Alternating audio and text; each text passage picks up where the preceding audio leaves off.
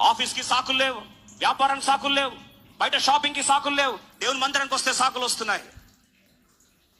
దేవుని మందిరం కంటే పెళ్లిళ్ళు పేరంటాలు ఎక్కువైపోయాయి. దేవుని మందిరం కంటే షాపింగ్ ఎక్కువైపోయింది. దేవుని మందిరం కంటే బట్టలు ఉతుక్కోవడం ఎక్కువైపోయింది. ఏం చెప్తున్నావు సాకులు నువ్వు దేవునికి? మనస్సాక్షి కొద్ది కూడా బాధ అనిపించట్లేదా? దేవుని బయట గంటేశావు. Laziness.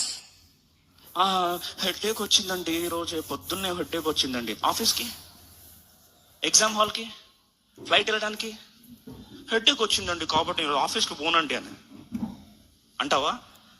Zandu బాము, tiger బాము, paracetamol, Crocin, ఇంకా కావాలంటే ఇంకా దాని డబుల్ డోస్ వేసుకొనైనా పోతావు కదా.